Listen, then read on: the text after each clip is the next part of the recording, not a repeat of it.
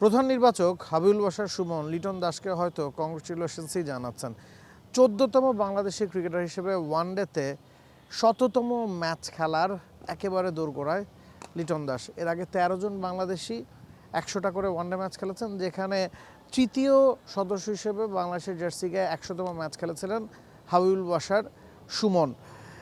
100 match Liton Das খেলে ফেলেছেন। যখন থেকে ওয়ানডে ক্রিকেট বা টেস্ট ক্রিকেট, টি20 যে কোনো ফরম্যাটের ক্রিকেটই বলুন না কেন, বাংলাদেশের ইতিহাসেরই অন্যতম প্রতিভাবান ব্যাটসম্যান লিটন দাসকে মানা হয়, যার টেকনিক নিয়ে কখনো প্রশ্ন ছিল না, যার খেলা দেখতে সবার খুবই পছন্দ, ফ্লুয়েন্ট একজন ব্যাটার। তবে এই যে 99 ম্যাচ খেলেছেন, 2700 রান করেছেন, গড় এখনও 30 ছোঁয়নি, 29 দশমিক সামথিং, স্ট্রাইক রেটটা 85। স্ট্রাইক রেটের জন্যই লিটন দাসকে আসলে আমরা উপরের দিকের কাতারে রেখে থাকি। বসুন্ধরা টিস্যু, অশুদ্ধতার বিরুদ্ধে এক বিন্দুও ছাড় নয়।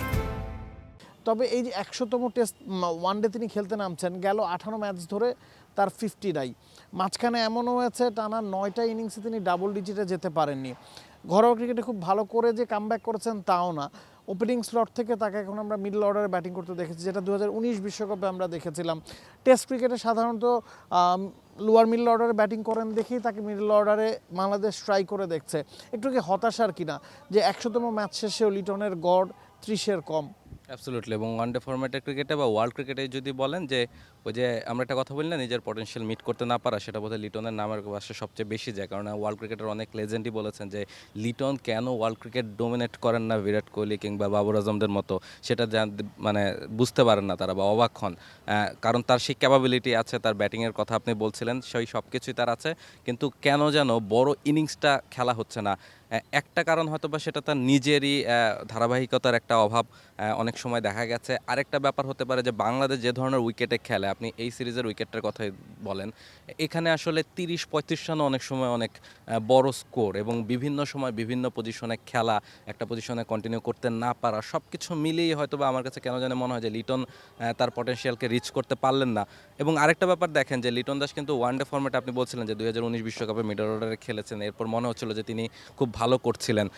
এরপর আবার তিনি ওয়ানডেতে তার খারাপ সময় আসলো, তিনি ওয়ানডে দল থেকে বাদ পড়েছিলেন, এবং সবশেষ পাকিস্তান সিরিজে অনেকটা কিছু না করেই তিনি আবার ফিরেছেন, কেননা অন্যরা আসলে আরও অনেক বেশি খারাপ করছিলেন। ফলে লিটনকে ফেরাতেই হয়েছে এক্সপিরিয়েন্স মিডল অর্ডার ব্যাটার হিসেবে।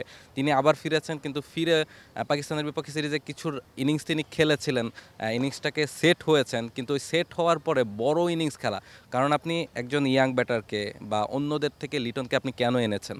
কেননা আপনি এক্সপেক্ট করবেন লিটন যখন সেট হবে তিনি বড় খেলতে পারেন, তার সে ক্যাপাবিলিটি আছে। বাট লিটন যখন 35-40 রান করে আউট হয়ে যান, সেটা আরও বেশি মনে হয় পীড়াদায়ক, এবং সেটাই হয়েছে। সেটা তিনি 40-45 রান করে আউট হয়ে ফিরেছেন। এবং হয়তোবা বাংলাদেশকে যদি এই সিরিজটা জিততে হয়, লিটনের ব্যাট থেকে আসলে একটা বড় ইনিংস খুব বেশি প্রয়োজন, এবং সেটা যদি তার 100তম ম্যাচে হয়, সেটা একটা স্পেশাল ওকেশন হয়ে থাকবে। অফকোর্স 100তম ম্যাচে লিটন কি ওই যে 18 ম্যাচ ধরে 50 করতে পারছেন না, সেই খরা খোঁচাতে পারবেন? লিটনের কাছ থেকে আমাদের এক্সপেকটেশন শুধু 50 করা না, সেঞ্চুরি করা। লিটনের কাছ থেকে আমাদের এক্সপেকটেশন মিডল অর্ডারে তিনি যখন খেলছেন ম্যাচ শেষ করে আসা। গেল 2 ম্যাচে 40-এর ঘরে গিয়ে আউট হয়েছেন, উইকেটে সেট হয়ে আউট হয়েছেন।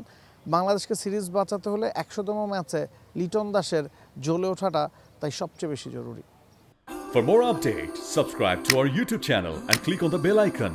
Follow us on Facebook and Instagram. Download T-Sports app to enjoy exciting games and highlights. Visit tsports.com.